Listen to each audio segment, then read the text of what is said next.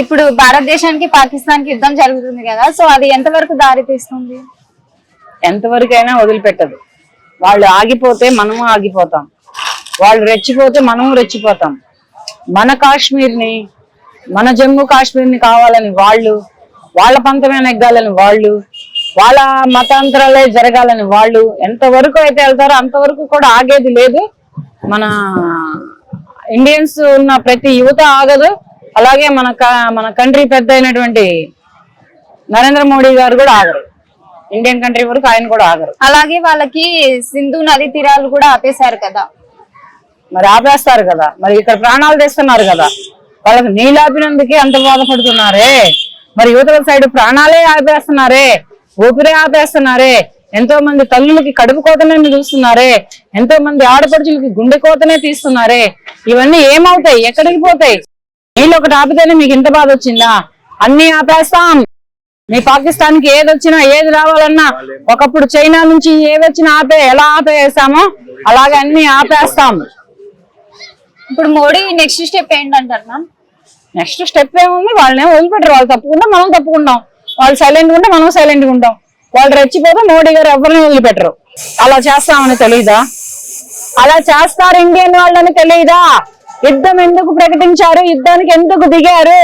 యుద్ధంలో ఇంతమంది ప్రాణాలు ఎలా తీయగలిగారు? ఆపే, నువ్వుకేం కావాలో తీసుకో, నువ్వు ఆపే. ముందులో యుద్ధాన్ని ఆపేసి నువ్వు యుద్ధ ప్రకటన ఆపేయండి నువ్వు ప్రకటించు. నువ్వు కూర్చొని సమృద్ధిగా మాట్లాడు. అంతేగాని నీ యుద్ధాన్ని ప్రకటిస్తే ఎవరు యుద్ధాన్ని ప్రకటించలేరా? ఏదో చేత కాదు యుద్ధాన్ని ప్రకటించడం.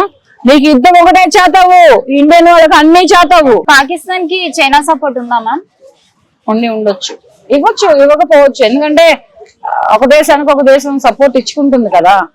అలాగే ఇవ్వచ్చు, ఇవ్వకపోవచ్చు. ఏటి న్యాయం ఉంటే అటే ఉంటుంది. ఏ కంట్రీ అయినా ఇండియా వైపే ఉంది. అమెరికా అయితే మాత్రం ఇండియా వైపే ఉంది.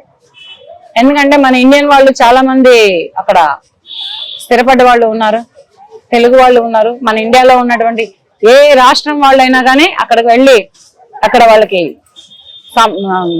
వర్క్ చేస్తున్నారు, అక్కడ జీవనోపాధి పొందుతున్నారు. అక్కడ అక్కడ అమెరికాకి మన ఇండియన్ వాళ్ళు ఎంత సపోర్ట్ ఉన్నారో అలాగే మనకి కూడా అమెరికా సపోర్ట్ ఉంటుంది. చెప్పలేం, అది మనం కళ్ళతో చూడలేదు, మన చెవులతోటి వినలేదు.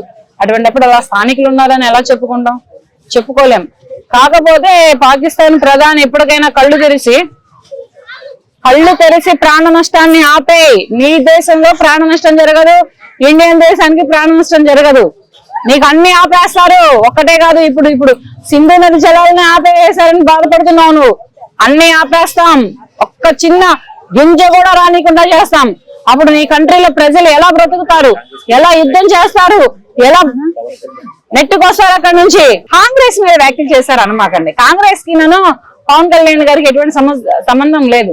కాంగ్రెస్ నేనాడు ఒక మాట అని ఎరగలేదు పవన్ కళ్యాణ్ గారు.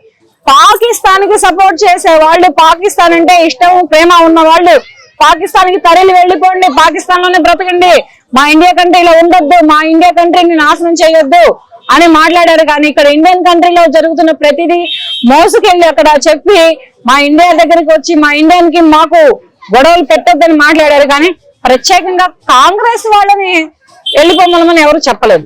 ఈ కాంగ్రెస్ ఇవాళ పుట్టింది కాదు, జనసేన పుట్టక ముందులో పుట్టింది కాంగ్రెస్, టీడీపీ పుట్టక ముందులో పుట్టింది కాంగ్రెస్ ఇవాళ పుట్టింది. ఆ కాంగ్రెస్ రాజకీయానికే కాంగ్రెస్ ఓనమాలు.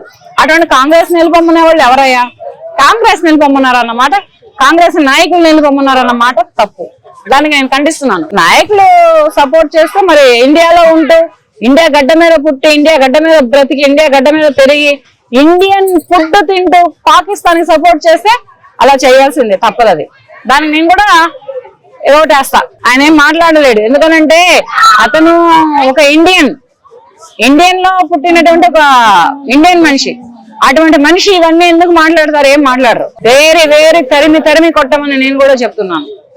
పాకిస్తానీయుడు అనేవాడు మన ఇండియన్ కంట్రీలో ఉండడానికే వీల్లేదు. ఏ రాష్ట్రంలోనైనా, ఏ ఊర్లోనైనా, ఏ జిల్లాలోనైనా, ఏ ఇంట్లోనైనా, ఏ గొంతులో సందుల్లో ఉన్నా కానీ వెతికి తరిమి పాకిస్తాన్ కి తరిమి కొట్టండి. మన ఇండియాలో ఉండే రైట్స్ లేవు.